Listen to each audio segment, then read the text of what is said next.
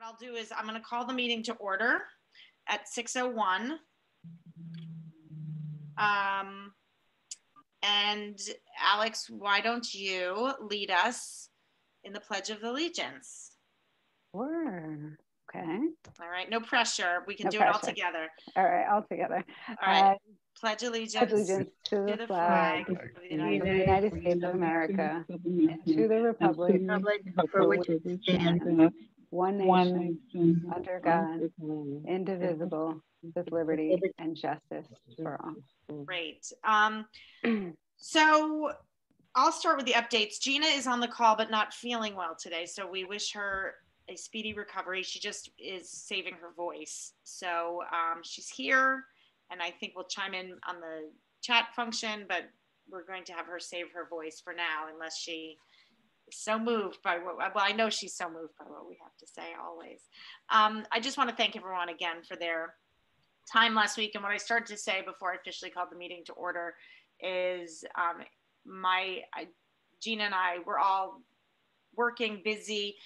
The point of these meetings, I hope, is that we come together, we update, we review, we sort of set out with the task before us, but we try to be as efficient as possible. And, you know, I want to be as mindful as possible to everyone's time. So if we can keep these meetings, when possible, you know, to an hour and a half, get through the business at hand, and really most of the work, the way we can structure these agendas, you know, most of the work can be done in between and at times that are better for everybody. As we also started to talk about, because these meetings were not noticed within a 30-day window, or because they were noticed within 30 days, they're really special meetings, and that should have been in your packet. But basically, at the next regular scheduled meeting is when we'll be able to add agenda items. We will be able to approve minutes and so on. But because this is what's considered a special meeting, we really have to keep with the agenda as it is. So with that, that's really the update I have. Does anybody, and let me try to get this to gallery view. We have Sandra, for the purposes of attendance and whatnot, if you could make note by looking at the participants who is here. Let me just double check to make this easier. We have Sonia here, Sandra, Karen, Jason, Innie, Gina, me, Douglas, Alex, Steve. Who am I missing from the official task force itself? Nobody. And Karen is here, so that's no, okay. And then I don't know if the public attendees, I see Ryan here. I don't know if we don't need to make note unless, you know, we should make note again for our own record. And I just see Kathy is just joining in. Hello. So any updates by show of hands, or Gina, since you are not showing your hands, any updates from the task force committee members that you want to share? Any update from the work that is being done on what other towns are doing? Are you guys, and again, no pressure, and maybe when we go to the action items, we can figure out a timeline for that.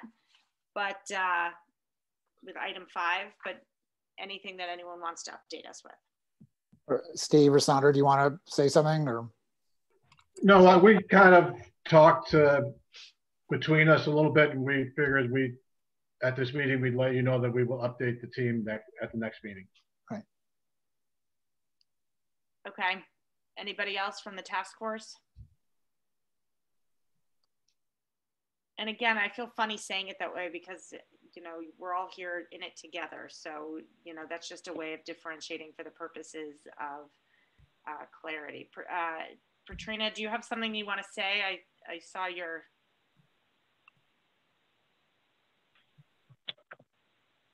All right, Jason, go ahead. And if Patrina, you have something, we can circle back. Jason?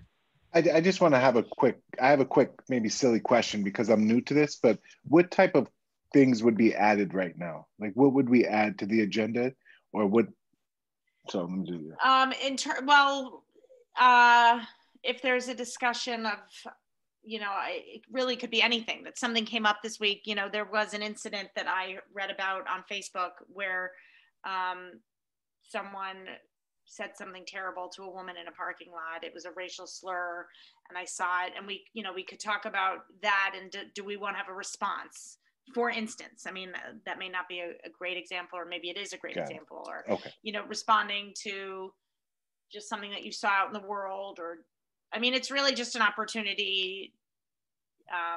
We want to put that in there because I think what it does is it allows some vagueness in a way of the agenda so that there still is this idea of being able to use this task force as an opportunity to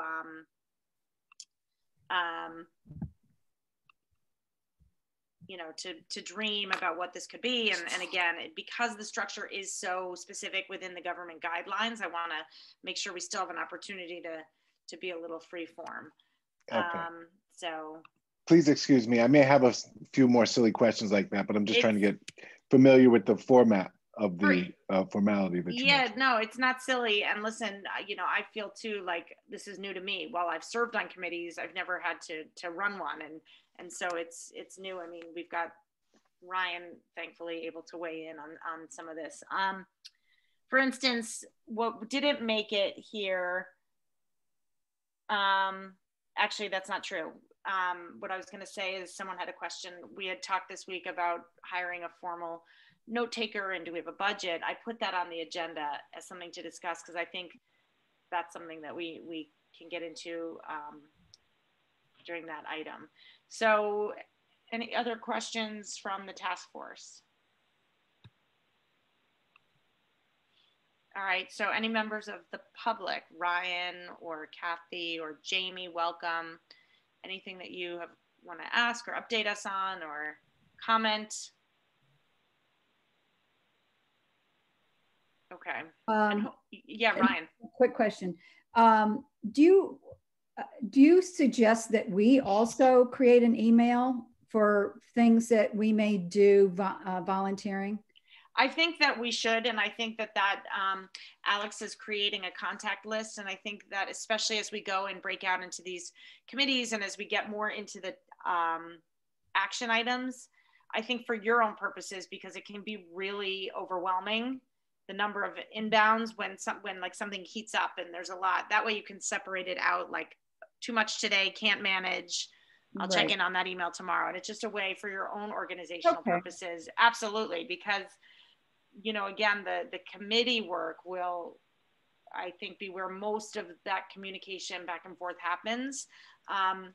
We can't be, when there's more than 5 of us, it can't be quorum. We can't be a majority. We're not technically supposed to be reaching out to one another because it's considered town business that should all be done in the light of day and in view of the public. So we have to be careful what we communicate anyway as a broad group. So for me, hi Dan, the work should be really happening in these smaller groups anyway. So the long answer to your very concise question is yes, I think it would be great. And the format we were using is last name, first initial, REJTF @gmail.com. So Lefkowitz N. Now it's a little different for me because I have a town one, but I can do that actually. I'll just create one. Lefkowitz N REJTF @gmail.com. Yep. Okay. I'm sorry, Nancy, just a point of clarification. There's a period that folks have been using between last name, first initial, period, REJTF @gmail.com. Perfect. So Lefkowitz N period REJTF @gmail.com. Just one other thing that I would throw out about the format, kind of responding to Jason too, that as the groups get organized, like you were saying, like this is not really a place probably even to be reporting on things that your committee did during that week, that would actually be on, as the committees get formed, that would be on the agenda. We'll hear a report from this, and those will all be like part of the agenda. So you'll know when your group is going to speak and everything is not front loaded up into this, whatever. And it might be helpful, like, just to say, you know, when you hit the updates, just to kind of give a definition of what you're looking for a couple of times so that people get the structure out of it, you know? Yeah, that's a great point. And I think in these first weeks, especially as we're kind of crafting what it is and what people want to do, there is a little more free form to this period as we figure out the way to be the most focused, effective. And since we're not yet ready to report or haven't kind of delineated what those actionable, sort of what those groups are, although we will get there hopefully today, which kind of brings us, I think, to the meat of our meeting today, which is really reviewing based on the mission statement, looking at that mission statement and figuring out kind of what the, I'm just seeing how we listed this in the agenda. The data collection, which is again, kind of one umbrella, and then the listening project categories. So we touched a little bit on the data collection group, but do we kind of agree that looking at this mission statement, that data collection is its own? And Gina, I would love you to kind of yay or nay on the chat box. Data collection is obviously a big one. It seems like a natural group has formed from that, which includes Doug and Sandra and Alex. Is that right? Who am I missing? Sonia. Alex and Steve, right? Yes. Steve, Douglas, Sonia, Alex, and who did I, Sandra. Sandra. Sonia, Okay, so, sorry, Sonia, I mean, Nancy. So if the data collection which you're referring to is what are other towns doing, I haven't done any of that. That's certainly been Doug and Steve and I think Sandra, but when it comes to data collection of Fairfield and what we're looking at in terms of demographics, I'm happy to work on that and include the listening as well. And I would echo that, Nancy, Sonia here, I would echo that. That's where I think I could add value. All right, and I do, as I was saying, I think that there's cross purposes. I think for the point of like this moment, the data collection is what other towns are doing. So that can be one bucket in the, Gina's saying, I would like to talk about this and that we would like to begin data collection. Okay, so right now the data collection that's on the table is yes, what other towns are doing. But Gina is making a great point where she wants to talk about the specific areas in town that we can begin the data collection so that we can divide that into internal groups as well. So, I mean, I'm happy to keep the conversation going, but I think it's better if it comes from all of you where we think those, and Tamisha as a, hello Tamisha, welcome. I think Tamisha, you, tell me if I'm correct, do you have RTM tonight?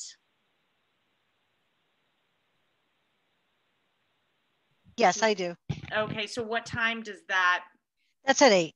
Okay, so I'm pretty good. Yeah, we'll try to give you some time in between. We were saying that we can be efficient with these meetings. So you are the 11th member that we were, I'm glad, happy to have you here. So, so back to this idea of what those groups are. Hey, Nancy, just a question. One of the things I had raised at the last meeting is I thought a survey went out to residents in the town of Fairfield. And my question is, if that in fact happened, then when will we see that data? Because I think that's critical to the work that we're doing here. It didn't, if the one you're referring to is the one that we had talked about sending out initially. Yep. What that turned out, we did not send an official survey because Gina had made the point early on that she wanted this group to inform what that survey would look like. Yep. And rely on the subject matter expertise of this group. So if that's something that we feel is the first actionable item is sending out a survey, we can absolutely, that could be a committee, you know, in terms of what are the appropriate questions. What we had done was asked various stakeholder groups that we could send a survey to, like what kinds of questions would you want to see on it? And then the more we started, Gina and I talking and crafting this mission statement, realized that this is the group that should inform how that survey happens. So maybe I'm, I might be dreaming, but I know I filled out a survey.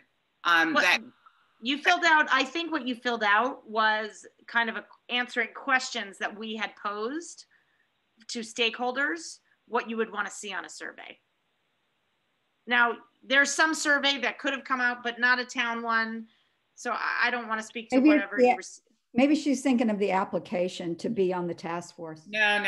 This was look, I don't want to spend any more time on it, but I could have sworn I filled something out that asked very specific questions around, do I think, have I ever experienced, you know, I don't know if it was actually racism, but it's very specific about had I experienced or had you experienced any of that in Fairfield. Obviously, if no one else can remember that, then I was. Yeah.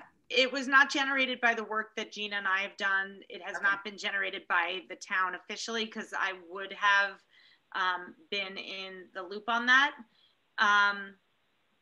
So it's not to say that something didn't happen. So if you can find that, it would be great because obviously if something did go out, that would be great to have access to that information.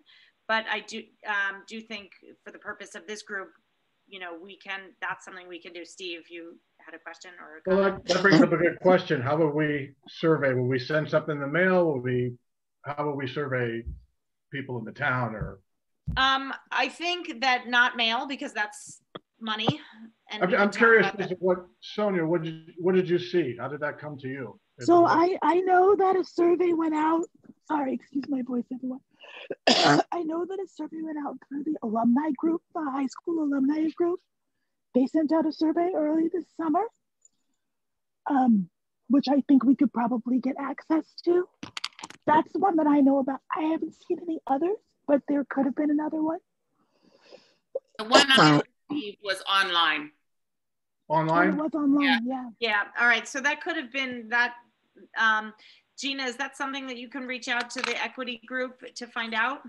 Yes, definitely. Oh, okay, so, and, you know, I think that they would be very open to giving us the results of what they sent out. But again, I think that it is an important, my feeling, and, you know, weigh in, that it's an important first step for this group to kind of touch base. Yeah, go ahead. Along the lines of Jason's stupid questions, what is the best source for the town to have everybody's information? Do we have everybody's phone number? Do we have everybody's address? Do we have everybody's email? No, I mean, I think the way that would be nice, but no, and we can't use from like the registrar of voters. We can't use that, but what we can do is, again, through our various constituencies, through our networks, and that's why this becomes so important, the diverse nature of this group and the touch points that you all have. I think email is going to be our best, and online is going to be our best opportunity to reach our broadest audience. Brenda does a weekly update. We can put a link in that. I know she'd be happy to send it out on our behalf. We do it through the DTC and the RTC and Wakeman Boys and Girls Club and the school groups. Yeah, Doug, you're raising your hand. Just, so just wonder who we missed though, if we just do email.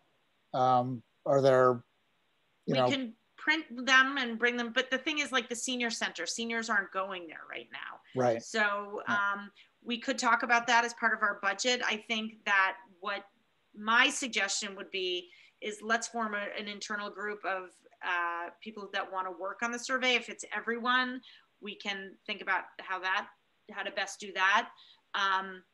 our data experts in Sonia and Alex and anyone else who is a subject matter expertise in that arena.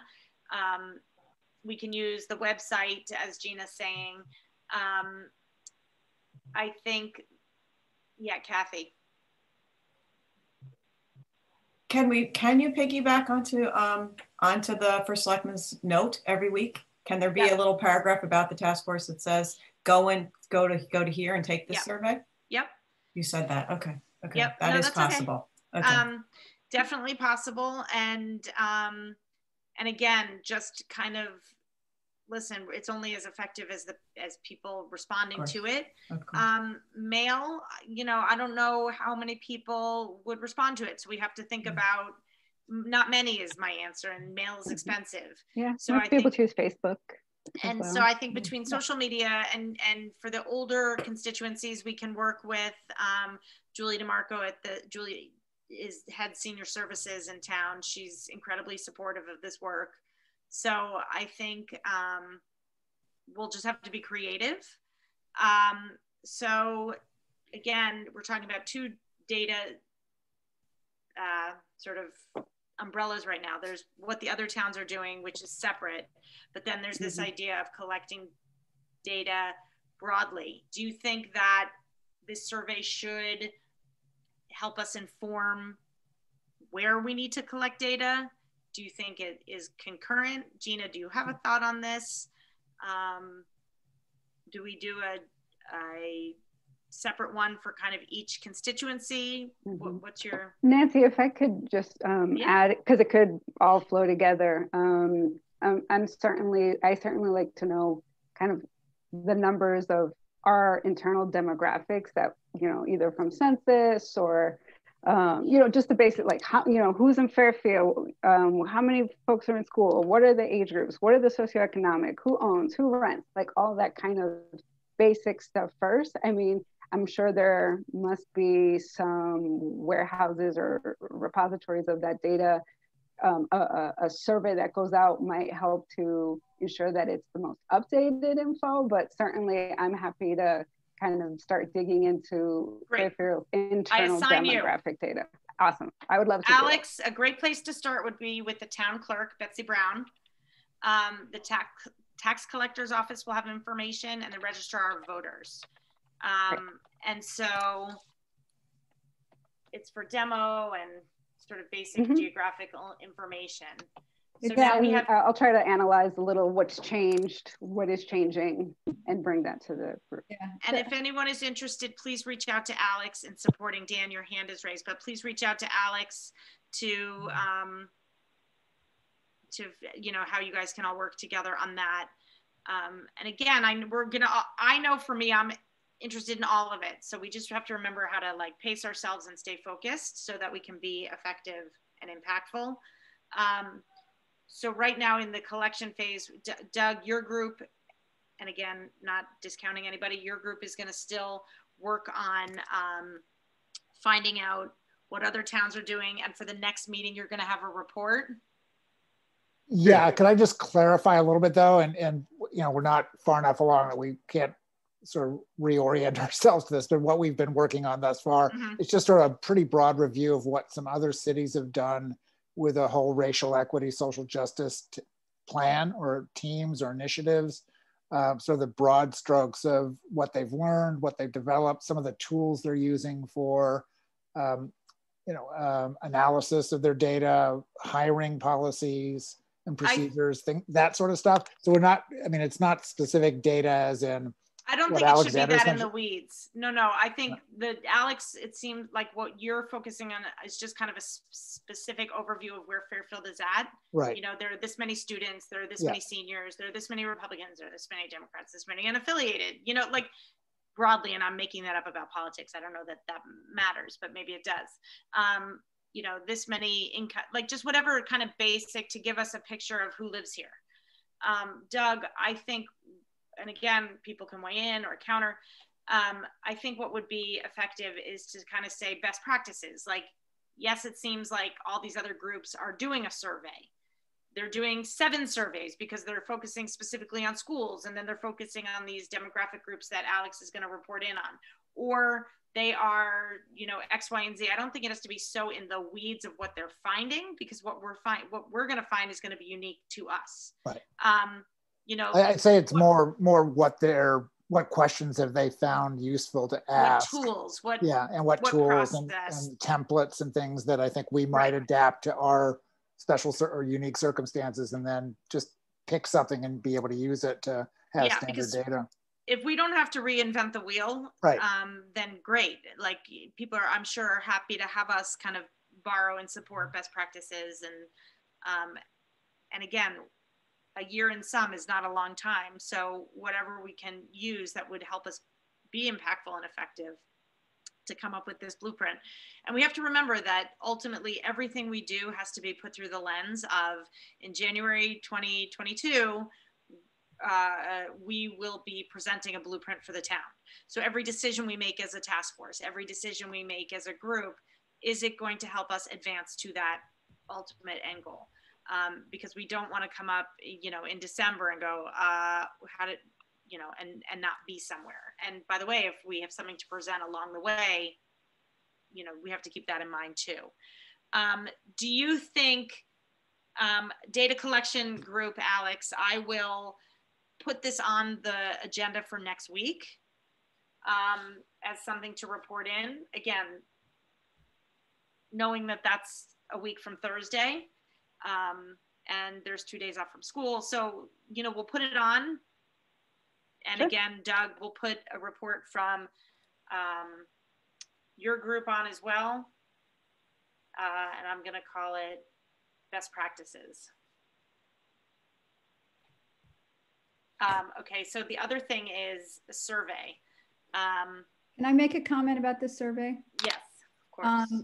I think a survey, I mean, you really need a lot of information about what you're trying to get out of the survey. And I think it might be helpful to put that on hold for a minute and talk about the different areas that people are going to be working on, and let some of the questions come out of those groups and those different areas. So whether it's policy or it's this or it's that, so that the questions, you know, that you end up putting on the survey actually help inform the work of these different categories of what the task force is doing, rather than kind of getting a lot of, you know, off the top of the head things that you may want to know, but you're not sure what you're going to do with that information once you get it. And there may be some just basic information that, yes, you do want to know general perceptions of the town that it could fall under perceptions or experiences, but you know, there could be some about police encounter. There could be a section about education.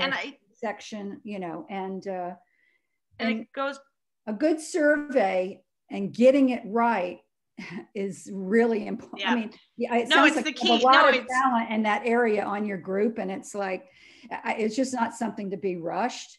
And I also think, I just want to jump in and just comment to that, because I do think it makes a good point, which Jamie had brought up in the chat. These focus groups are exactly kind of just another way of saying these like listening tours that Dan had talked about last time, or listening groups. What did we call them? The idea being that maybe, Ryan, to your point, that's like a great place to start with the various constituencies, see what comes up from that. So if I may, so, yes, you know, in a typical research project, and again, you know, 30 years of marketing research industry experience, there's no harm in starting kind of a secondary research effort to find out what research has been done, what questions have been asked, so that we can start to figure out what holes there are in the data that exists. So we know start to get a feel for what questions we will want to ask in the future. So even if we kind of kick the can of doing the survey out a couple of weeks or months, we need to start to understand what we don't know and what's available, and whose survey results can we start to explore, so that we can say, look, everybody asked this question, but what don't we know? If we don't start to level set with what we don't know, we will never be able to get to the right questions.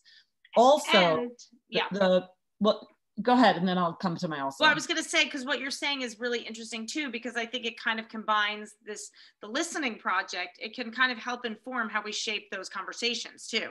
You know, we go in with a set of basic questions to the same, you know, to the police, and based on what and we have to differentiate from quantitative questions, which is survey research, and qualitative conversations, which is what focus groups end up being.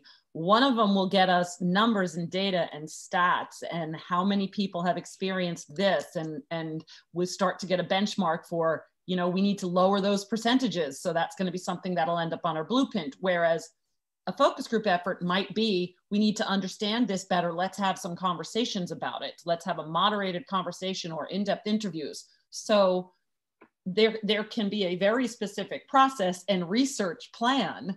You know, it's not a survey effort, it's a research effort. And what is the ongoing research that we have to do to get us to where we need to be? And it's going to be multi-phased and multi-steps. So I don't think anybody on this committee would be, you know, like, hey, let's rush into a survey. But I believe that Alex and I'll help, and whoever else wants to be part of it, can map out a research plan as if, you know, our town is the client and we need to come up with a great, strong recommendation for the research we recommend.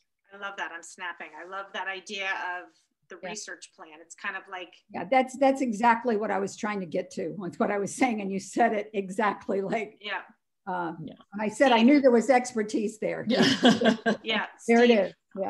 That meeting, that Zoom meeting that we had, where it was kind of everybody was yelling at everybody.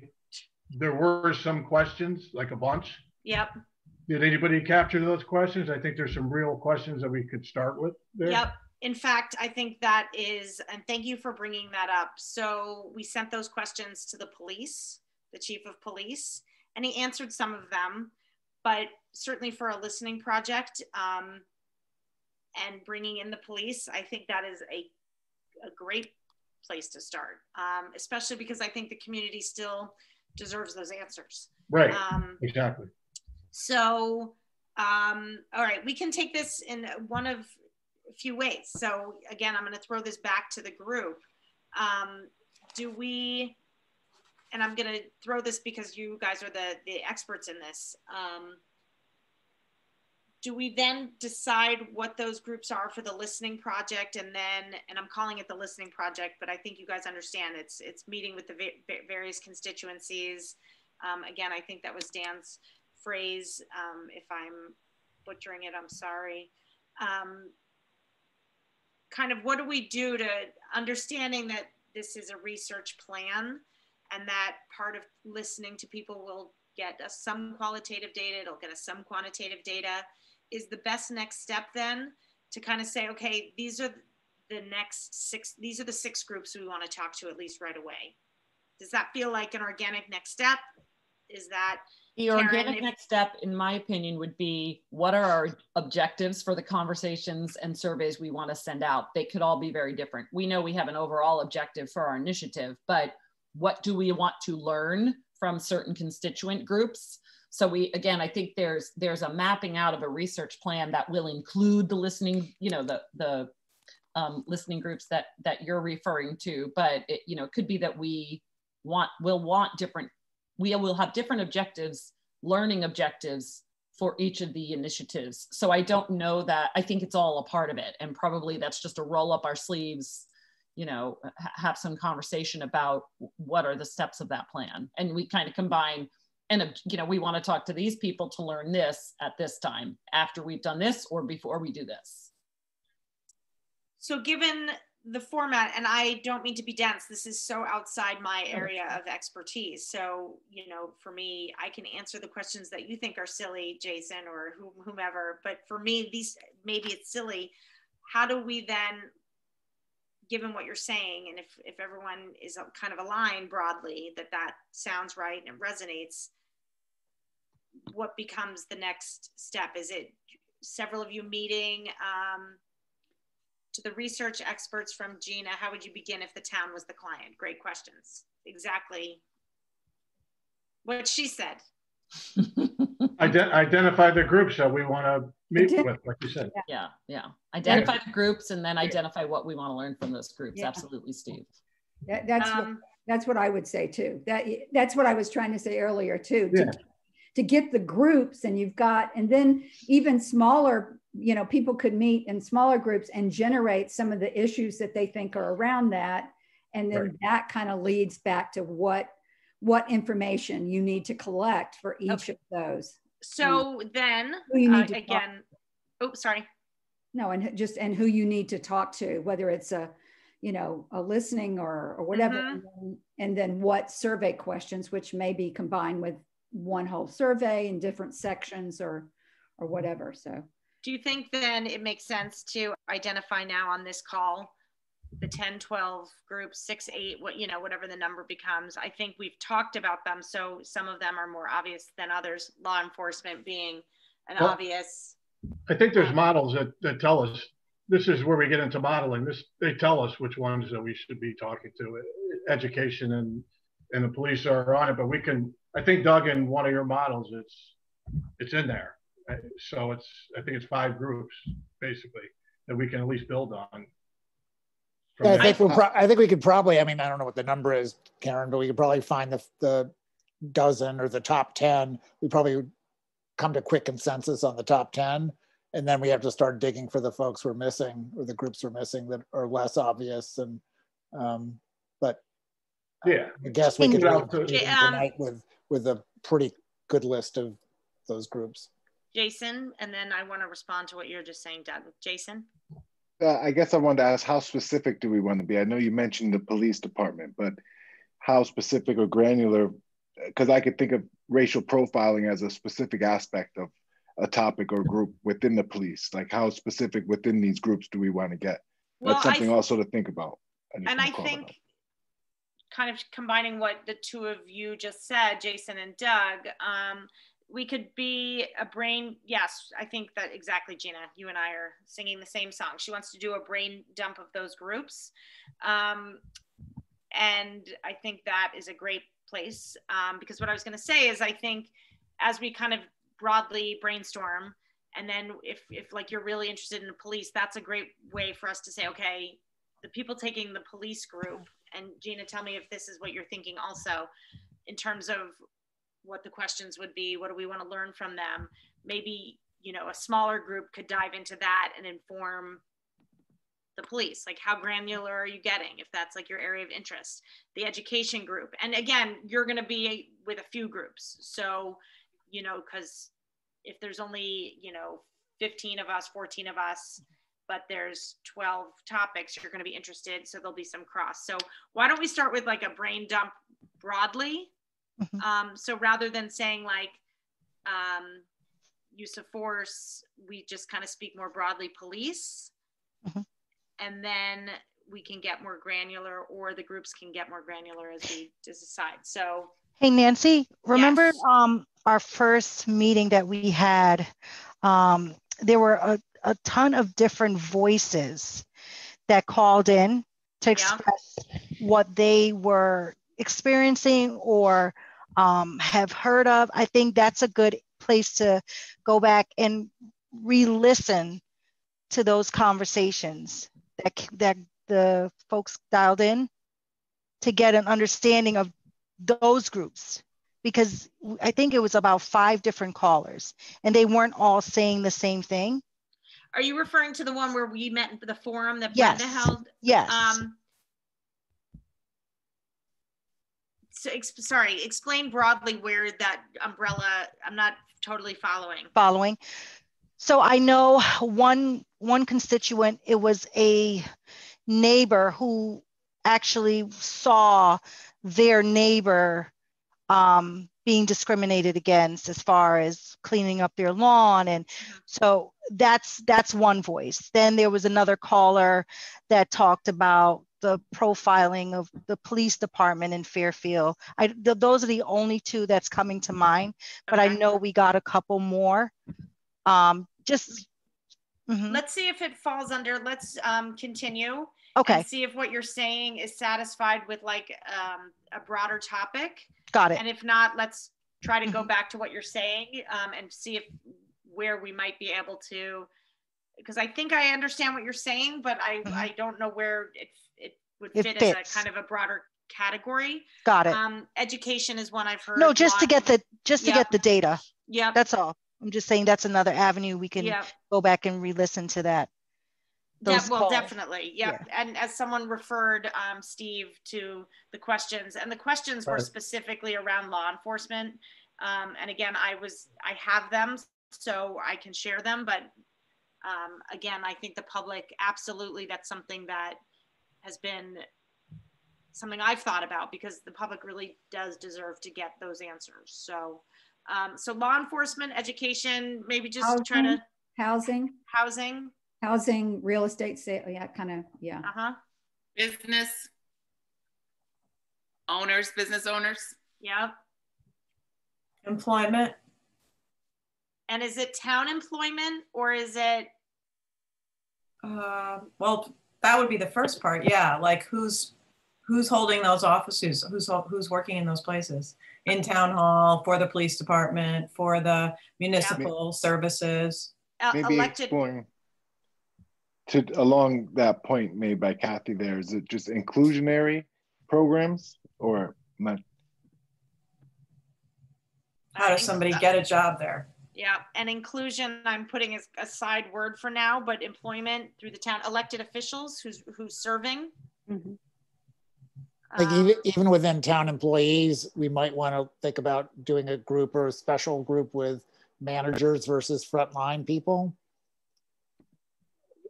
I mean, again, we have to make some choices about how detailed we can get, but. Mental health. Yep, I think a broad category of health, and then subgrouped into mental health. I would think something about social services, both for seniors and others. Town under elected, I'm gonna take a step back and I'm gonna say like the charters, because that's something broadly we have to speak to based on our mission, but kind of like the ordinances, the charters, the kind of rules and regulations of the town. I don't know how to. Founding documents and rules. Yeah. What about, I don't know if it's not quite education, but youth sports, townwide sports programs, or parks and recs, or something in that? Yeah.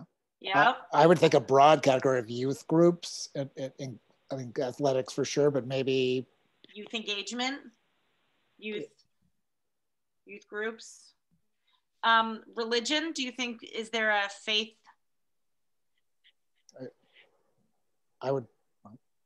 Again, I'm going to put these down and then we can see what we're going to just spitball here. Brain dump, as Gina said, more eloquently. I would think just somehow we got to incorporate the universities into this and make sure we're, getting input from them. Yeah, and again, who we reach out to broadly may be different than, the areas that we're discussing. And we have to, again, I know that we're going to all want to grab it all, but we have to figure out how we're going to be, the more sort of laser focused we are. If there's like, initially I said 12, but maybe if there's like 6 areas where we look at, and again, I'm just making up a number, we don't want to like overwhelm ourselves so that we can't actually be successful because there's just too much. I think we should still, keep throwing out names, but as we're parsing this out and figuring out our next steps, we want to make sure that we're not, getting in our own way of our own ability to be successful. Hey, Nancy, on the one that I threw out around business, actually, I think that's more, let's call that business development. Okay. Is it economic development? Yeah, that's fine too. What are we doing to attract business here? Yeah. And what are we doing to support the businesses that are here? I think that's right. It's like more broad than how you had. Yep. Yeah. Did we say healthcare? We did. Healthcare, kind of mental health.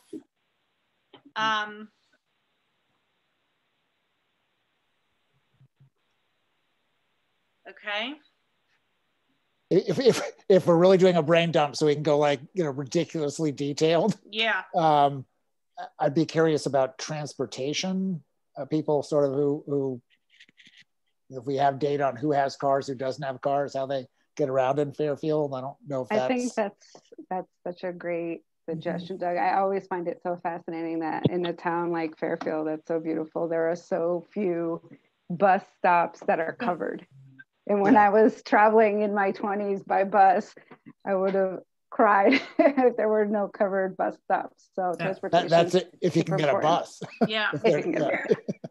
So Nancy, are we doing something in the arts, since we are going, you know, the vitality of the town depends on the arts and, you know, and the arts and culture. Yeah. Yep. Big one for me personally. Cultural organizations. I mean, all of the groups we've mentioned so far have been pretty broad, but it could be interesting to go into culture specific organizations as well. Can I ask a question about private organizations? I know that we're looking at the town, but I didn't grow up in a town like Fairfield. And when I first moved here, I didn't really get the whole country clubs and all the clubs, the beach club and the country club and all that stuff. How do we interface with that? Because if we're over here doing this and I'm just going to say they, because I don't belong to one, and they're over here doing that, how do they? Yeah, so it's so interesting. I got a call this summer. It's a bit of a sidebar, but I'm Jewish. This man was talking about a certain country club in Fairfield that he is excluded from by charter and by real information. And he lives nearby the club, and he wanted to make a thing of it. And interestingly, they rent the land from Fairfield, I think for like $1 something. Now they pay taxes, but they're allowed, their language is not, it doesn't sort of, so I'm trying to speak broadly because again, I'm not, you know, I don't want to point a finger, but it's an amazing thing to look at, because here we are in a town that is supporting this. And we don't really have any legal. And then culturally, people will say, "Oh no, I know a Jew there. Oh, there's a Black family there." Like, really? So I think we have to. It's interesting. I don't know what category it falls under, but it's definitely something, and it's something that people have approached me about. Well, we could have a broad category of social organizations, and someone's going to have to go into the clubs and ask to speak to somebody. We're not going to make friends, people. This work is not going to make us popular. Which you will not We're get not going to be invited to the club. Yeah. Well, and maybe it ends up being something. And dining, another overlap there. I mean, as you're talking about that, I'm thinking, I'm not sure. Are there places where, you know, people of color aren't as welcome in a certain bar or restaurant in town? I don't know. Do we need to look at other public businesses that are and here Gina privately owned? Said it very eloquently. It's inclusive practices of town partners. So, you know, but I think that also, and again, there's going to be lots of overlap. Like in some ways it goes to the economic development piece. You know, I'll just say it. I think there are a lot of people who would be really happy if Chick-fil-A came into town. Not so much for me, you know, because of culturally where it stands. And so how are we making those decisions? And yes, I just said that publicly. So let the mail fly free. You know, I think we have to talk about how we're making those decisions. Is it economic development? Is it, you know, what's the metric? So inclusive practices of town partners is well, again, I don't know if it's under the economic development. Well, and Nancy, I think it's also not how are we making those decisions, but who's making those decisions, right? Because that gets back to the makeup of the organization or whatever we may be talking about. So it's not just process, it's also about who are the decision makers. And you know, it's Sonia, you just articulated something in a way. I think those are two really good questions. And again, no research expertise at all in my skin, but who and how? I mean, that to me seems like two really important questions broadly, like who's making the decisions and what's the process for those decisions? Because I think if we can answer those two questions with all of this, you know, to me, that is really an important approach. Yeah. Who are the decision makers, and because getting people into the room, I mean, isn't that the point? You know, if everybody looks like a middle-aged white guy, that's no offense to the middle-aged white guy on the call, to the two of you. We were, last week we talked about the charter and we were going to review the charter.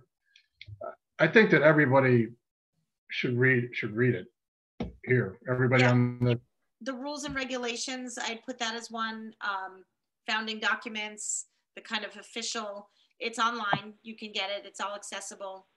That's that's the document you recommend that we all read? Yeah, I mean, I think that there's a lot there. I mean, it's hundreds and hundreds of pages. There will be a committee that Brenda is interested in doing a charter review. But I think absolutely one of the things that this group should recommend is that a member of the task force, or that it gets through the lens of the task force, that we're part of that process. You know, again, talking about who the stakeholders in the room are. So, hey, Nancy. Yeah. What about zoning? Yep, amazing, good. I would add, I know we have social services here, but I would also see if we could find what are the nonprofits that operate outside social services, maybe perhaps for like undocumented folks or other maybe underground kind of marginalized groups. They might not be front and center, but they're certainly providing services or support to populations of Fairfield that we would want to check in on. Just so you know, and we should keep going, this shouldn't stop us. We're at about 15 categories, areas to look at.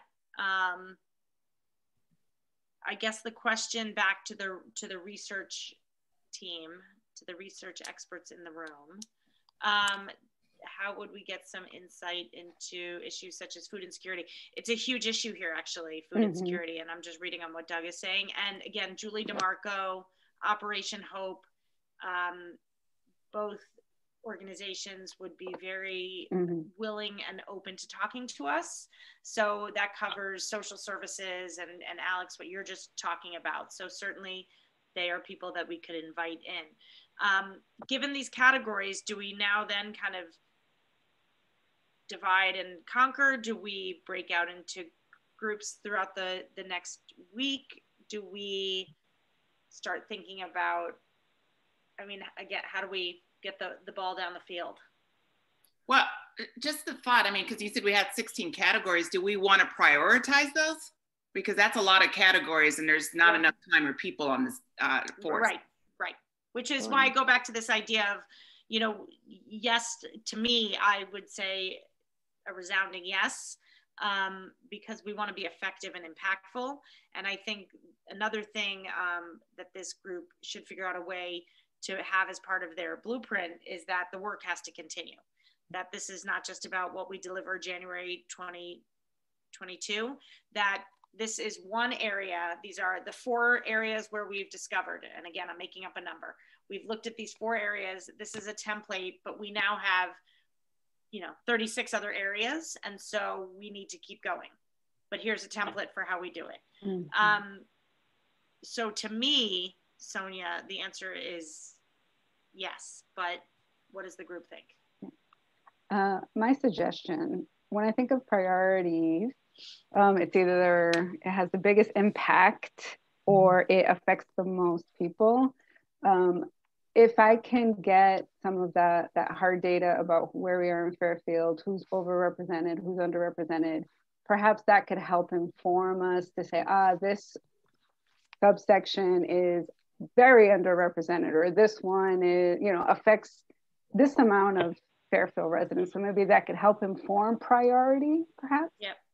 I can tell you some things, and some of this demographic information exists on the website. The students and the families with kids, education, it's the loudest group, the seniors. Sure, yeah. Followed by the seniors. And kind of it's hard to say who, but I would say that the schools get most of the attention, the schools and the students, and the seniors get, in terms of where people fall, and the seniors probably get the the least. Now, how that breaks out, it's 90% white. And then there's, again, some information listed on the website, but between the town clerk. So I think that's a great idea. Gina is saying, Karen, Sonia, and Alex, what's the best strategy for narrowing the list? So what's cool is that, you know, we did some great divergent thinking, and now we need to converge if we think that feels too unruly as is. If I were looking at it or facilitating it, my next question would be, can any of these be clustered together under a larger umbrella category? I can't do that without kind of, you know, mentally seeing the list, but that would be an action item there, is looking at the 15, 16, or any of them a natural cluster. You know, that would be step one. And then step two would be, all right, you know, we need to make a decision. Do we have to narrow it? I don't know what the number is. So the client or the stakeholder or Nancy would say 10, we need to strive for 10. So then we would prioritize, you know, okay, which are the top 10 based on what Alexandra is saying. So I don't know that we can successfully converge on the exact number in this moment. It might take a little bit of cognitive work offline to make that decision, but I would say that, you know, those would be the steps I would take. And Sonia and Alex, please feel free to chime in if you feel it would be a different process. No, I think what you suggest is good. I think what would be helpful, and I don't think we can accomplish that here, is that, you know, that's a sub team that could get together, put some criteria around how we would define narrowing down that list, and bring that back to this team to look at, and even send it out in advance. But I think we need to have some soak time on it. But if we took those 16 categories, and then a group of us can determine criteria to narrow it down, I think that might be a starting point. Can you talk to this group about what that means? Like, what would be an example of criteria?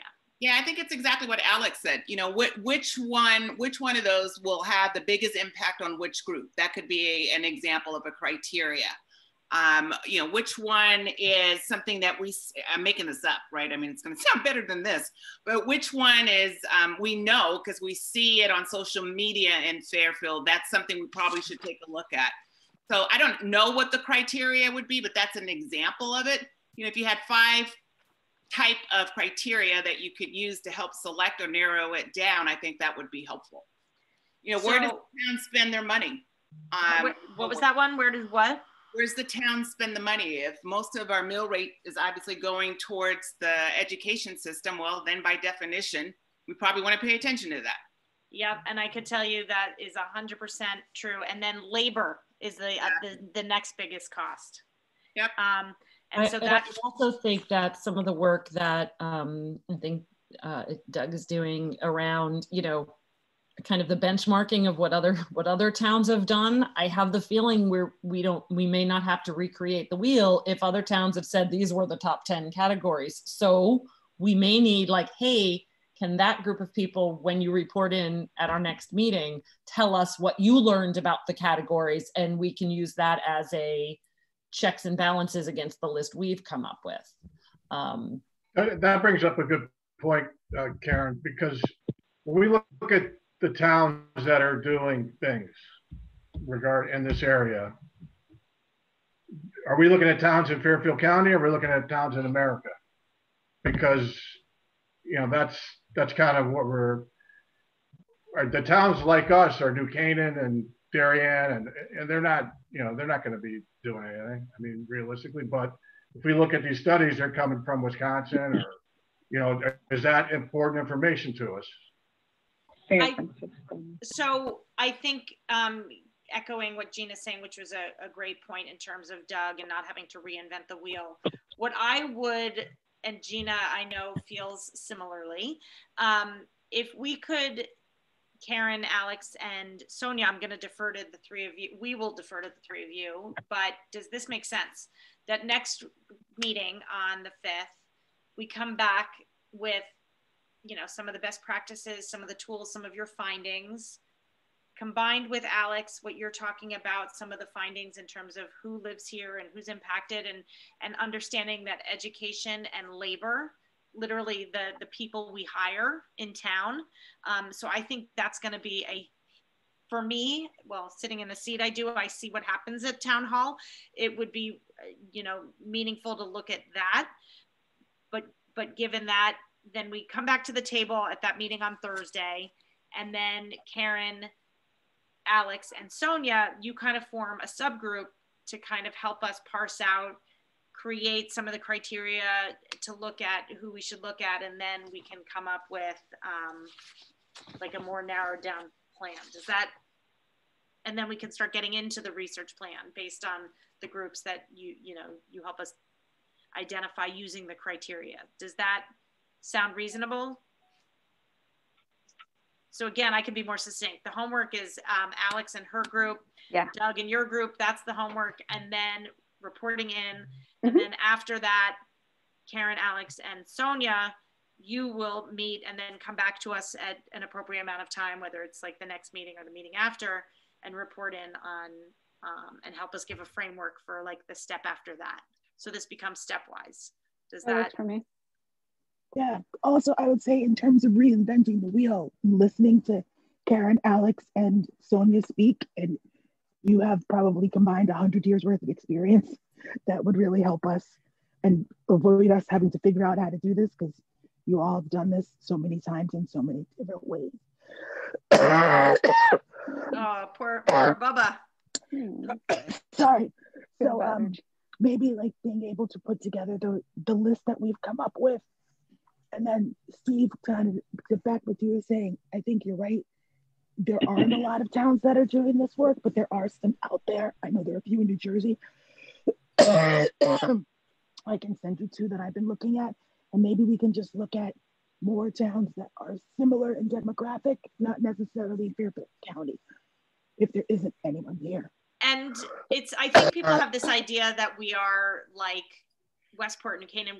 There are more towns in like Westchester, for instance, that were more similar. So you have to remember, we are a town. We are made up of 10 little villages, but we're 62,000 people. So we're probably, we've got to look not at New Canaan, not at Westport. I mean, we're twice the size. So we need to be looking at, when we plug in some of that information, we're going to find like, oh, we might be more like a town in, again, New Jersey. I know Gina. So a website that Kathy is recommending we look at is racialequitytools.org/home, but racialequitytools.org. So Sandra, if you could make note of that so that it makes its way into to the notes. Steve, do you feel your question was answered? Karen was concerned that your question wasn't answered. It was answered enough. Thanks, Karen. It was answered enough. I think your marching orders for next week is, the rest to kind of take care of itself. Okay. So I think, yeah, go ahead, Doug. I mean, this probably should have asked this in the first meeting, but what is Fairfield doing right now on this issue aside from constructing this task force? Like if you are looking at it. Okay. All right. No, that's not fair. There are several groups working, but in terms of the official town, if that's what you're asking, yes, yeah, we are it. Okay, we are it. All right. So, isn't that another list we were going to compile for kind of tonight about what are the other organizations doing some sort of racial equity work? Let's assign someone, Karen. Great point, because maybe that either fell through the cracks or is there someone that wants to take it on? Like there is Equity Voices, and there's kind of three not splinter groups because they work together. There's a group at Ward that combined with Ludlow. There's like an alumni group. Jason, you want to take that project? So there's Fairfield Yabantu, Amanda Hansen and Trey, not remembering his last name. So there are definitely groups working in this space. And we have some of them listed in the minutes from last week's meeting. I remember that, yeah.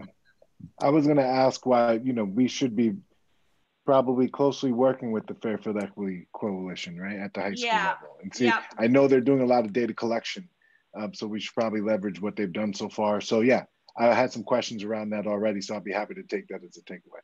And the Molly had presented.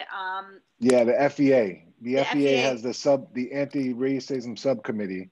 And they're doing something right now specifically around the indigenous people and unerasing some of the historical facts relating to Fairfield. I was going to talk about that a little bit. It's kind of in line with this item, so I'll just so we'll cue that up with that in that conversation. That would be great. So let's close out the discussion about, I think in terms of the mission statement, diving into it. I mean, I think the whole discussion we just had is really germane to that. I think we have our homework, the various stakeholders spoke to. I have something. I would volunteer to go back and look at that discussion. And I think you're talking about the panel that Brenda organized, and take notes on it and see what some of the things were that were being raised, and just make sure that we've covered that in a kind of a more efficient way. So I will do that, and I'll try to get that ahead of time on, to whoever I can. But at any rate, by the next meeting, when other people are bringing information, I will bring those bullet points from that. Great. And I do have that list of questions, Ryan, which I'll send to you, that are specific to the police. So you don't have to. Are we talking about I know there were two things and I wasn't exactly sure. So I want to make sure I'm doing the right one. I was thinking of the meeting that Brenda held with a panel of people. Yep. You're not talking about the press conference in front of the police department about that was also a shouting match, but anyway, you're talking about the forum. But yes, that. Okay. Yes. Okay. So. Can you send me those questions too, Nancy, please? I will. Yep. And I can. Can someone please Jason and Patrina's last name for the minutes? Yes. Dan Iacovella. Dan, why don't you chime in and spell your last name for us? It's IACO, V as in Victor, ELLA. I vote Dan for any time we have a speaking engagement to speak with that great voice. I'm sorry? You just have a great voice. So we're going to enlist you for these listening conversations. Patrina, your last name is Cash. C-A-S-H. And Jason Sherrod is, as he put into the notes, but it's S-H-E-R-R-O-D. Dan, did you have a question earlier? Dan, you had a question. Back when? Well, first, if I could just ask a general question as far as protocol of members of the public speaking as part of a task, like what's the guideline? So basically we will always allow for public comment. I think it's up to the board chairs, but we will always allow for it. In fact, it's going to be on every agenda at the top of the meeting, but with any item, I mean, typically, it's you hear, discuss, and if you're considering something, we'll always invite the public to weigh in, just as standard. You won't be voting on something, well, but certainly you'll be. General question, because I don't want to be, interrupting, and people have been sort of addressing this, and I think it's a lot of great ideas that people have had. It's like, I think it does start with and I'm not entirely clear with what the specific intent of the research/survey is. Like, is it to do an assessment of how racism plays out in each of these areas, and then therefore come up with suggestions of how to address that? Is that the intent? Because that will focus what each of these questions will be for each of these groups. Is that the goal, or is it? Well, I think. Sorry, I cut you off. I'm sorry. If we refer back to the mission statement, and I think that's why this is going to be an important document that we keep going back to, because the mission is to identify racial and ethnic inequalities and injustices in the town of Fairfield and eradicate them. Using measurable data, we'll analyze, examine, and document these discrepancies, past and present, to promote, support, and identify equitable opportunities and outcomes for all members of this community. So we're going to make formal recommendations based on that, that will go towards the implementation of policies and procedures that benefit all residents. So the idea is very much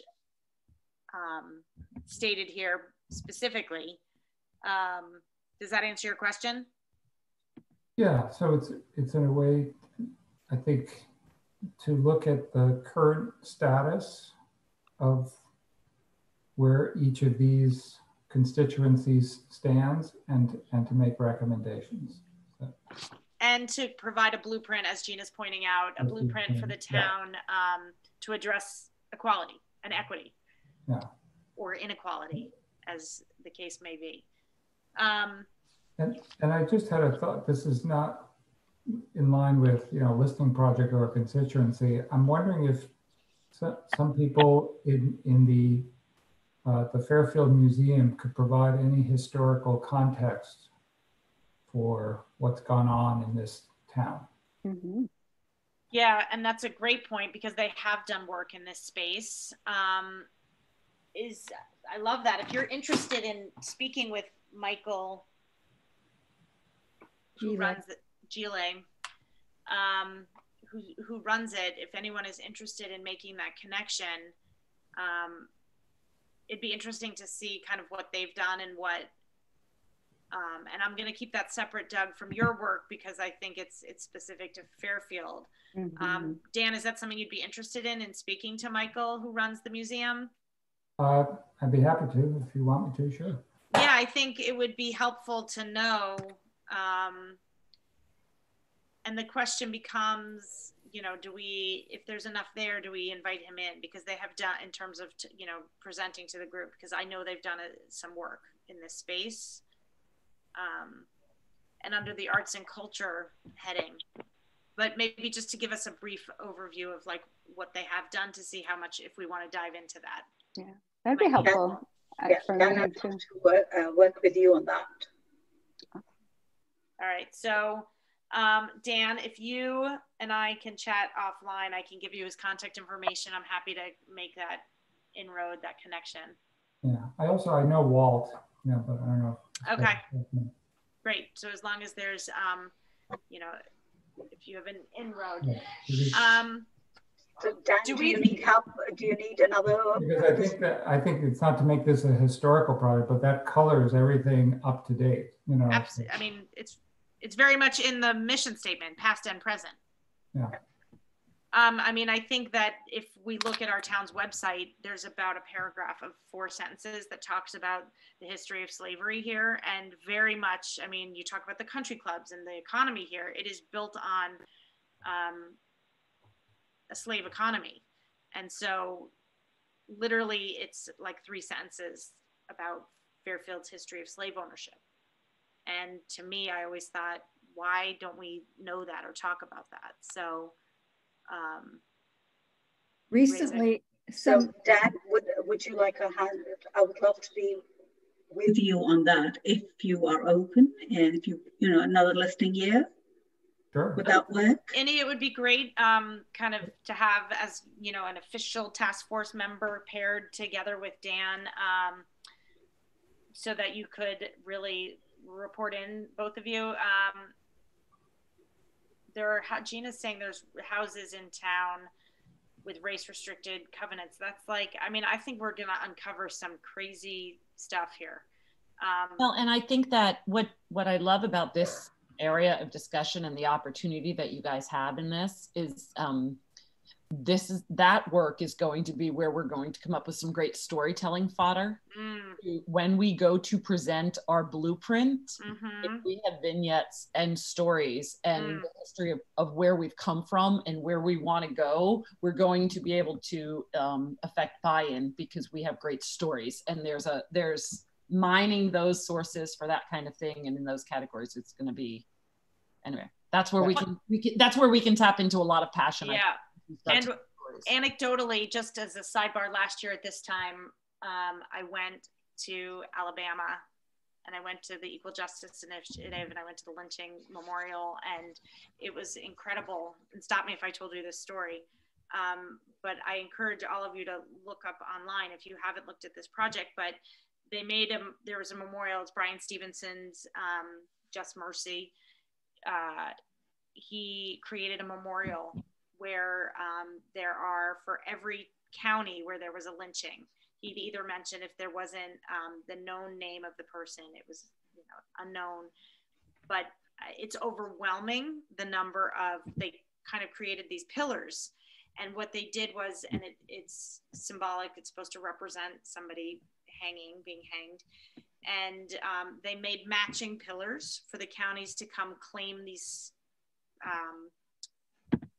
They're just kind of, I don't know what they are. They're like freestanding metal, I don't know, like oblong shapes. And when I had gone, two counties had come, exactly two, and there were hundreds of counties. And the idea being that you're going to own your history, exactly. Like what Berlin did with Jews at the Holocaust and the gold stones on the street. I mean, it's extraordinary. 2 counties of the hundreds. It's, you know, I kind of had this vision that Fairfield might kind of own our history. And I know that's not part of our mandate, but maybe that becomes something that we want to lean into, Karen, to your point, because anecdotally, I think these are important stories to tell.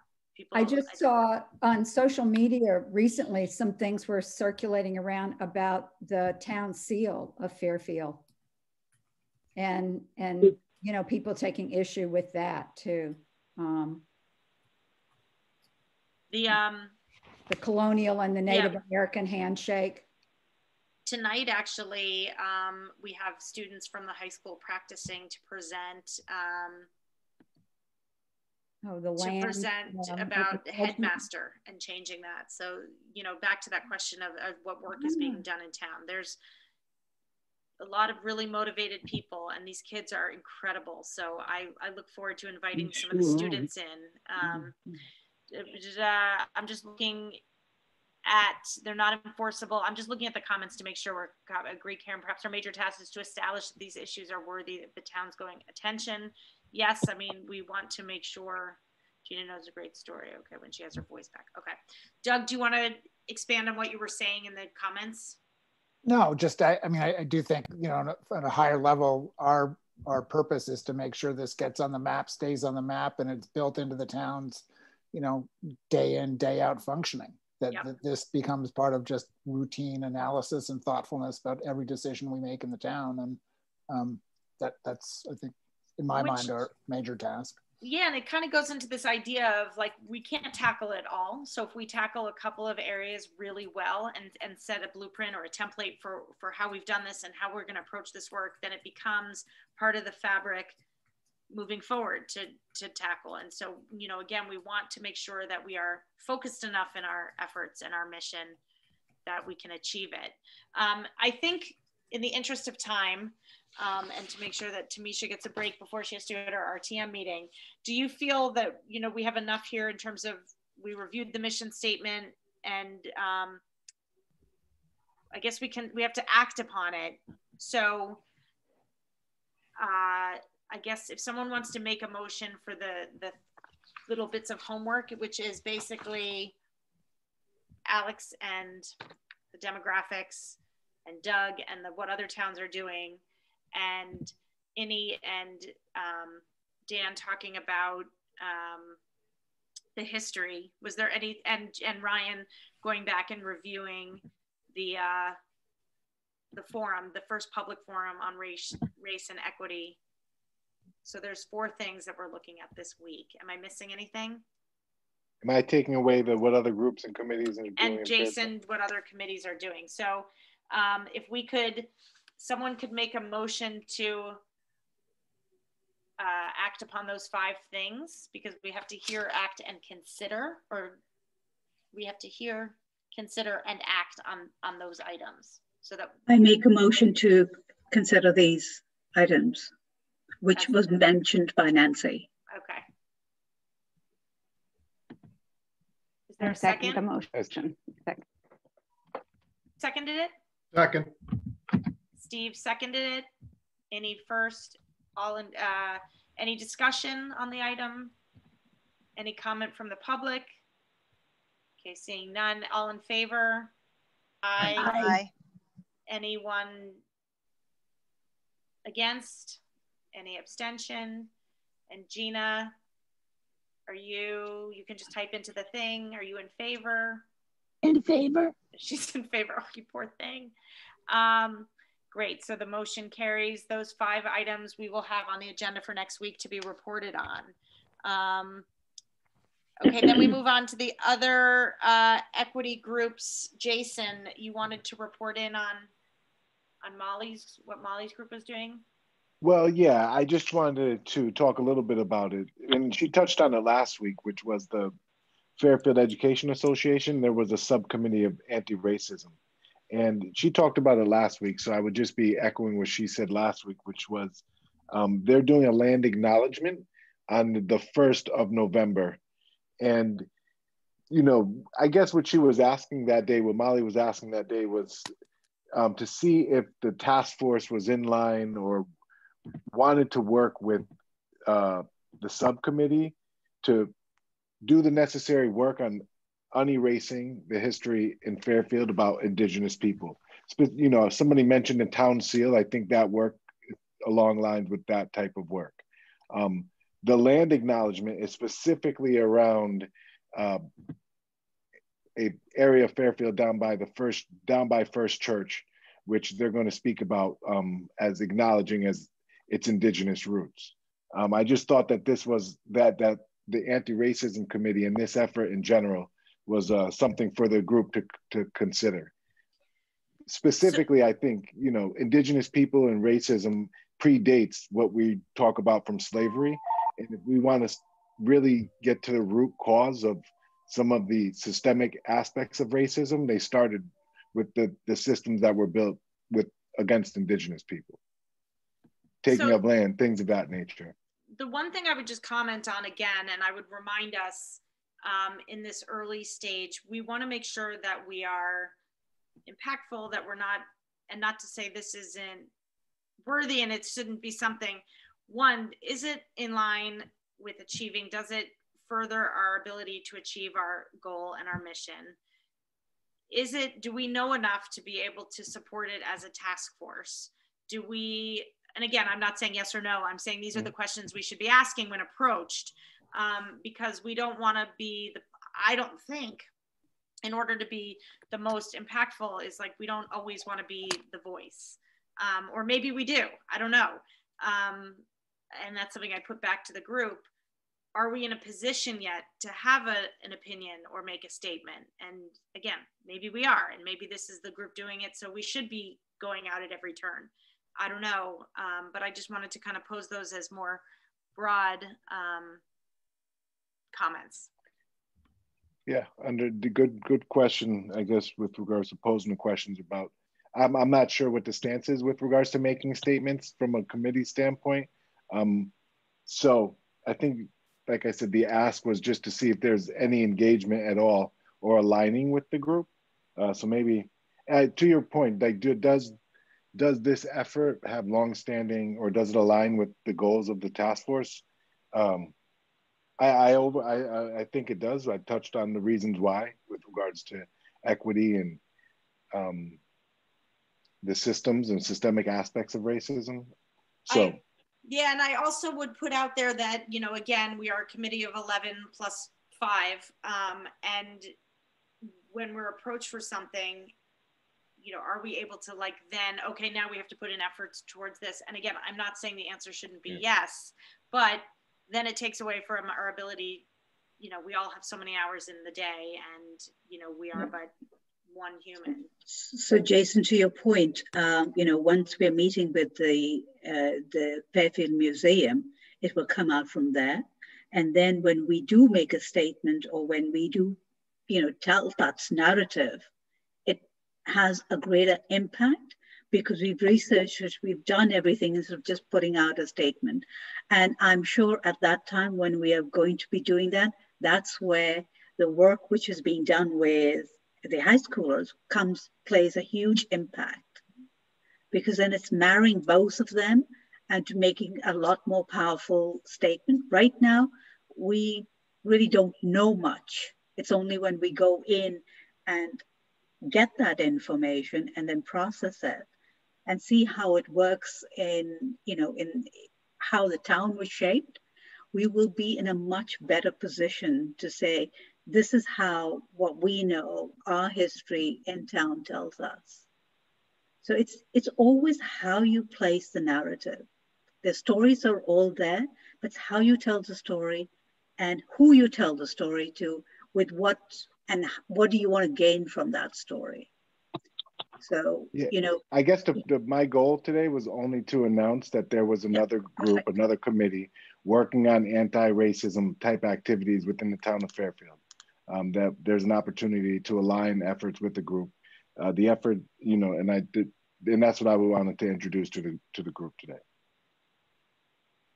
And really, I think the mission is to identify, you know, groups out there that are doing these things, and I was just aligning with the mission statement, or trying to.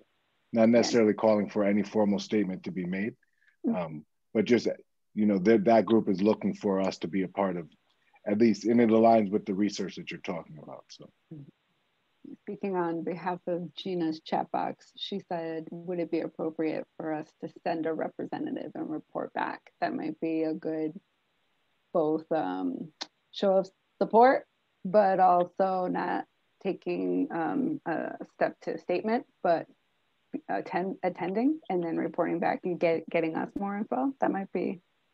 But again, to Nancy's point, it does take time. Who has time to do that? But it's a great, if someone is available and willing to kind of go, and it does, Alex, I think, show that it's. Right. So Nancy, to that point, you know, it would be because they're doing the work, which we are also looking at the museum, I'd be more than happy to do that and introduce myself as that person, and then start that conversation that we are also looking into it.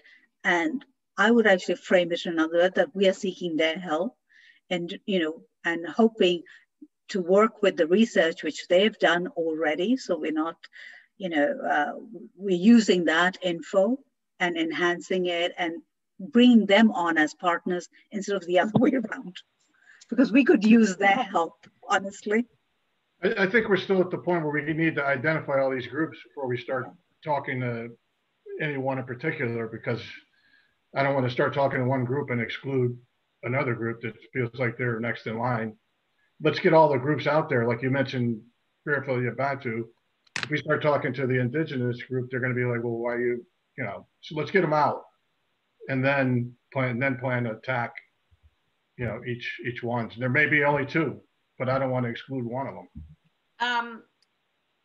The group. So in that case, Nancy, I'll wait for, Well, I think that it doesn't mean we shouldn't be, Steve, I don't know if this is what you're saying. I mean, I think that people should go to various organizations. It's not excluding, you know, it's like someone invited us and so we're meeting, and just because we're not meeting all of them in one moment doesn't mean we shouldn't just start. So I still personally think that if find at the time, why not? Yes, I think a calendar events like a shared Google Doc would be a great thing, and you can put things in, people can sign up and say, I'm going to go and listen, and nobody's pressured to. This Fairfield U for the No Sandra is Slavery Project, Vincent J. Rosevich, Slaves in Fairfield, that's incredible. And that would be part of the history, and Dan, maybe if you could look at just what that is, and maybe Michael had some take in it. We could put a calendar of events on our website. I mean, I don't know why not.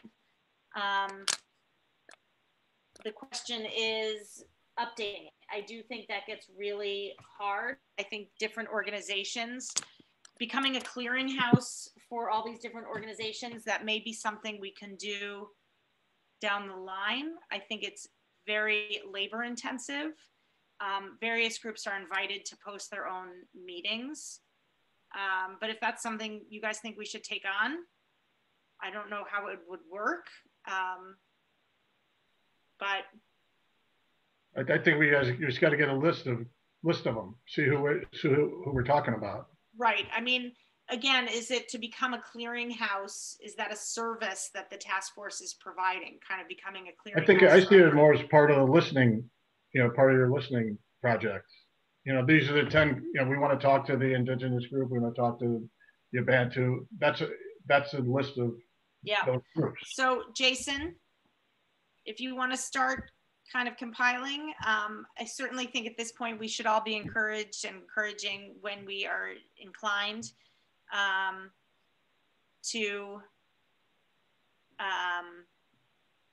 attend, and always identify yourself as someone who's working with the Racial Equity and Justice Task Force. I'm just being mindful of the time. I don't want to shut this conversation short, but so at this point, Jason, do you think it's enough, just to circle back with us to tell us some of the groups, and then maybe even present an idea? Okay. Yeah. Does everyone That's feel the homework I had anyway. That's what I was taking away as homework anyway. So. Okay. So in terms of this specific land acquisition group, if you go and want to report back to us on that one specifically, since someone came to us with a specific request, Jason, do you want to connect Molly and Innie? Yeah, I will. I mean, not just Molly, but the entire anti-racism committee, which makes up another person as well. But I will connect you. Great. And I just think that because it was a specific ask, it's nice to respond. And right now at this point, it's not like we're, being hammered from all sides. So Karen just put on a PDF. Do you want me to screen share that? You don't necessarily have to, but it's just a kind of a blueprint, for lack of a better word. It's just sort of a guide for how cities can achieve racial equity that I found when I was doing some research. And like the step 2 in their process is get on out there and observe and listen and learn. And it's such a natural part of the process that I think that we'd be nuts to not just, again, get out there and be listening. So I've spent a lot of time on that particular one. I know. Well, there I started smiling. So under that, I just am like, no, it's good. Fan of that process. I think it's great. Perfect. If you could, Doug, synthesize some of that and that's best practices from that. Perfect. That's great. That's our plan to do that. Great. Okay, moving on. If there's no further discussion on that item, raise your hand or chime in on the chat. Okay. To consider and act upon the 2021 meeting schedule. I think, we front loaded a lot of the meetings in terms of like, there's 2, we're trying to do it every other week. I think that we can postpone, I think, because we didn't give you dates to consider, but I guess what we can do is make a motion to hear and consider, but act. I don't know how we do this. Basically, what I was thinking is, and Gina and I, that we flip-flop it just in case, like Tuesday night isn't great for anyone, or Monday or Friday or Thursday. But I'd love to have a discussion on this now with this group. Do we think in 2021, moving to once a month is okay? Do we want to stay at the twice a month? Do we want to, what's the feeling? And again, knowing that the meetings are really kind of a touch base, but that the work gets done in between. Is it too early, Nancy, to make that decision right now? Yeah. Because it just seems like we don't know what, we do know, right?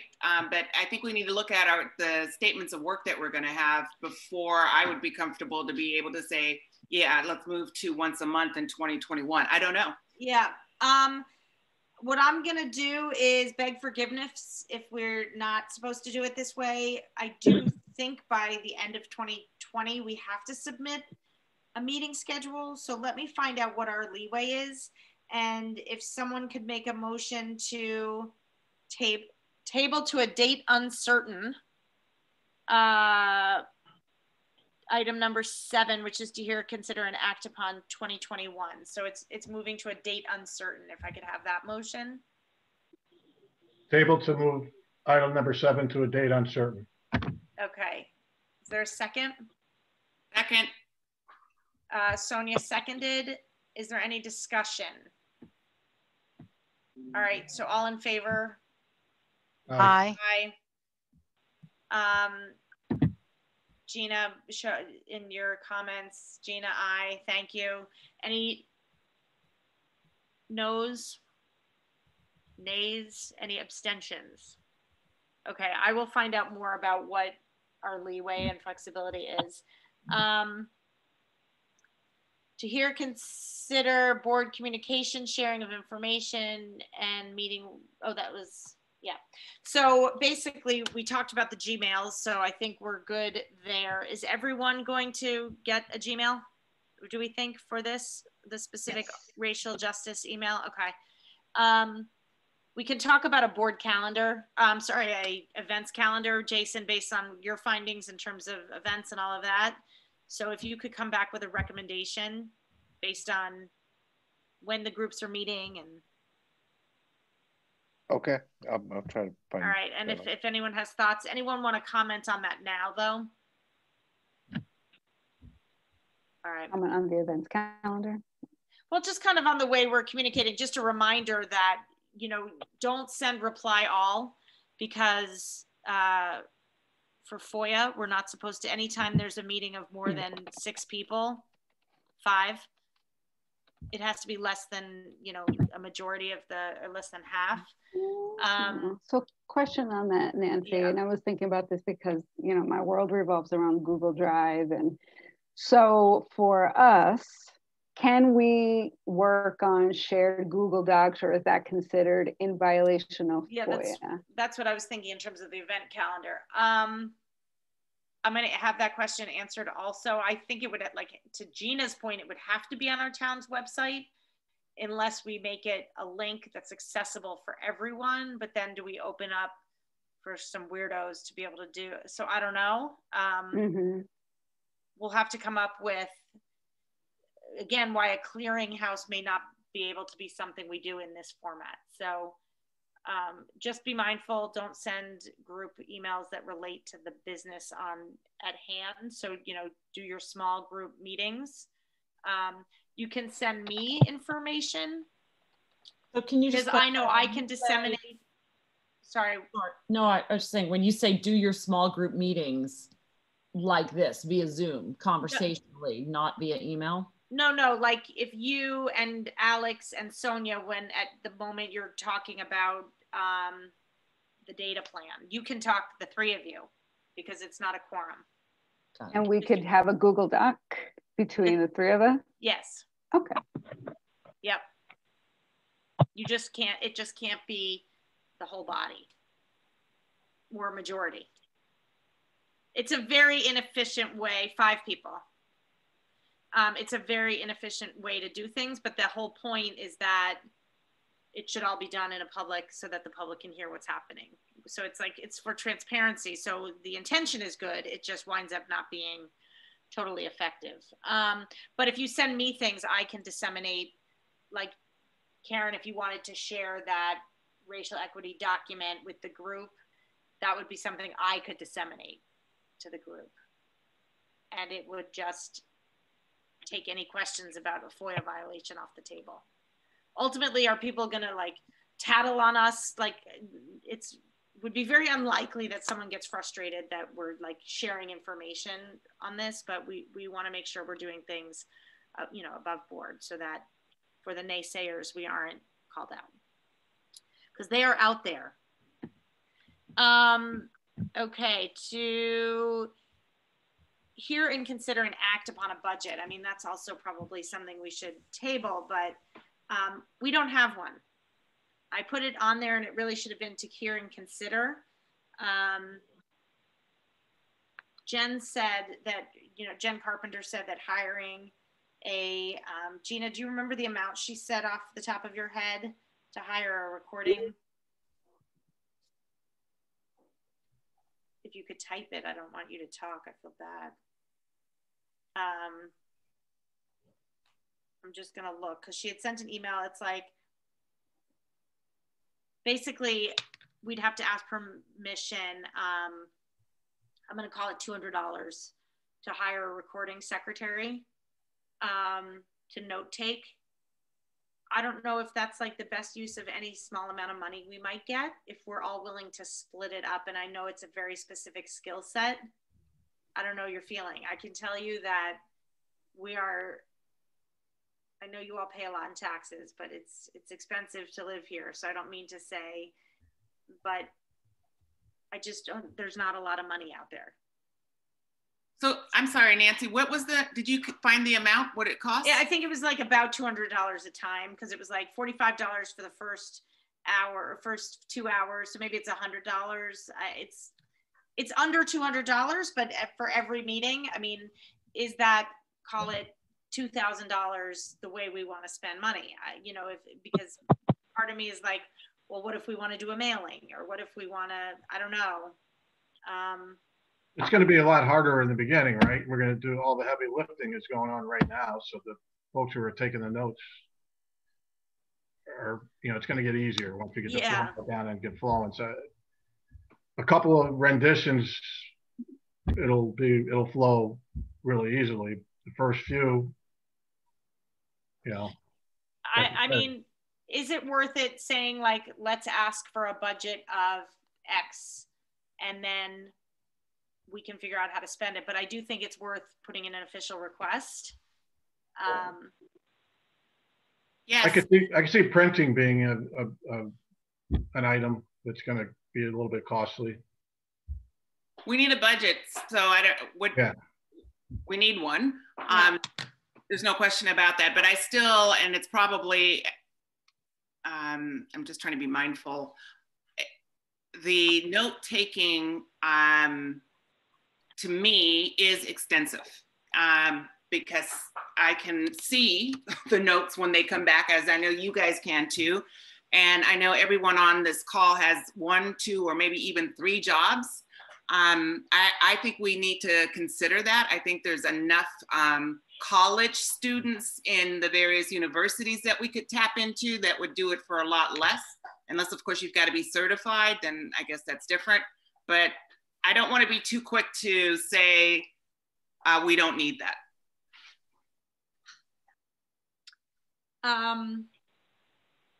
Yeah, no, and I don't, $75 or $90 for the first 2 hours, and then $45 for part of or all of each hour after 2 hours. So, again, if we're limiting this to 2 hours, so we're looking at about $100 a meeting.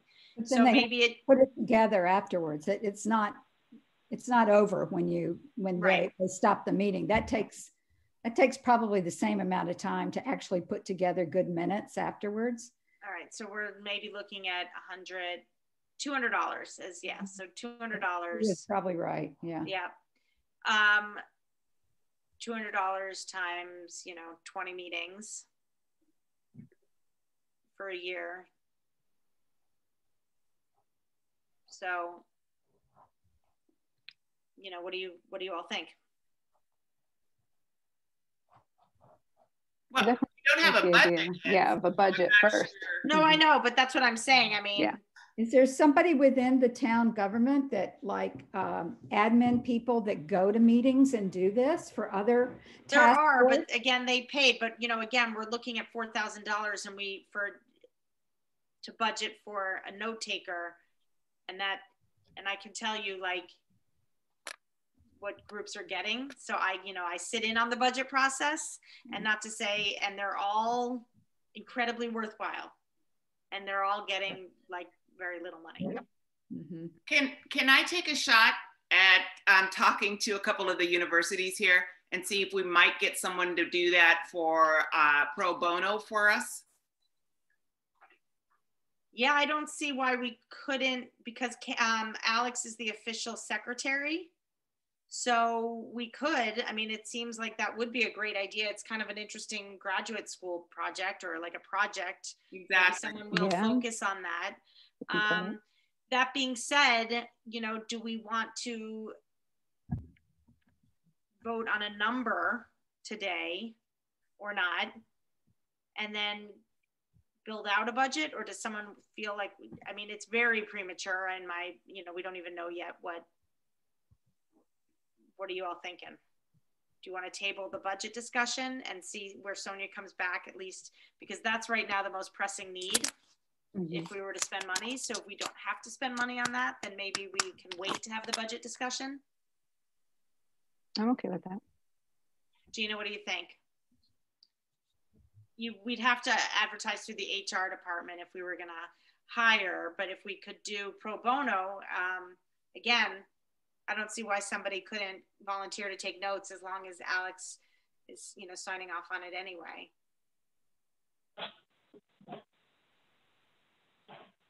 Oop, if that's Gina, oh no, Gina's iPad. She put in the chat. She put in the chat. Oh, what she said, I like the idea of trying to get. Okay, so why don't we table that discussion to a date uncertain if someone wants to make that motion? I can make that motion. Karen Lynch, thank you. I'll second it. Doug seconding the motion to postpone the acting on the budget to date uncertain. And we can't discuss new business because this is a special meeting, but I will just want to make sure everybody's had their questions heard and comments, anything. Jamie? Nancy? Yeah, hi.